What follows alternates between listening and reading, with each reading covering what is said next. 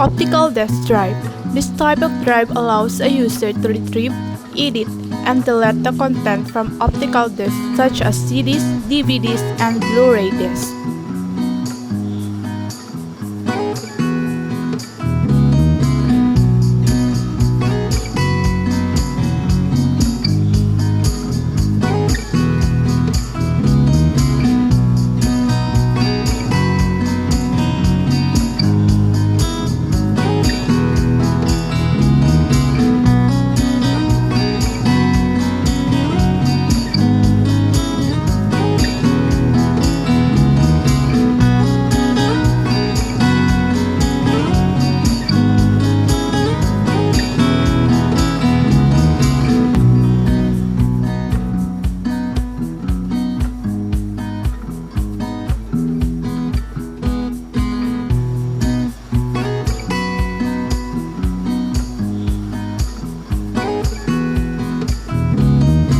Power supply unit. This is the device that supplies power to your personal computer.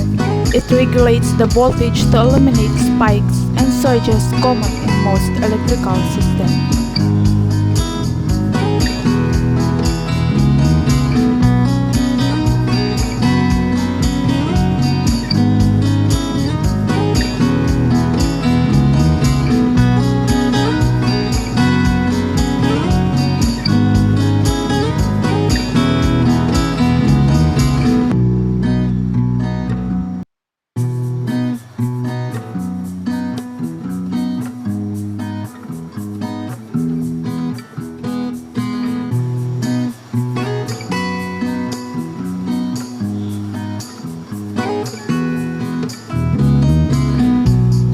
Hard disk drive.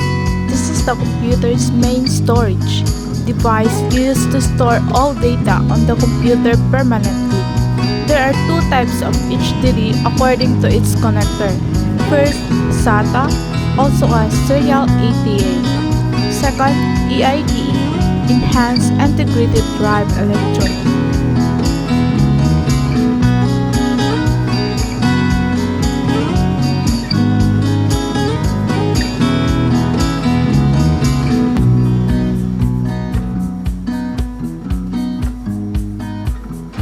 CMOS or BIOS chipset. Complementary metal oxide semiconductor is also a chipset which contains the BIOS or as basic input-output system. CPU cooling system, also known as CPU fan and heatsink. It is designed to reduce the ambient temperature from the CPU to keep the computer in running condition.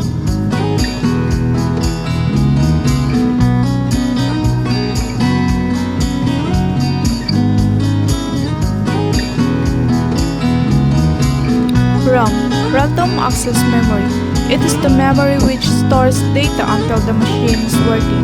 It allows stored data to access randomly. Its main function is to store the data temporarily.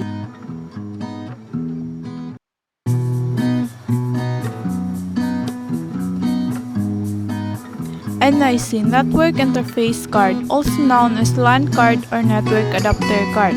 It is used to connect computers to a network. Wireless NIC. It is used to connect computer to a network using radio frequency, capable of establishing wireless network.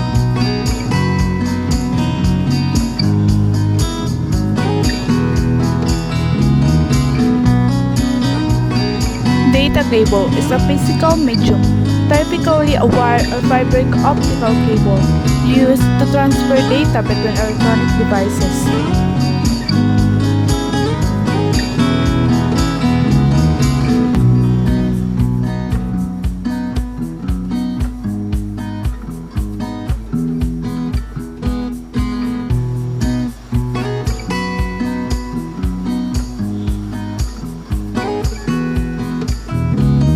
Twenty-four pins power connector is the backbone of modern desktop computer power supply system.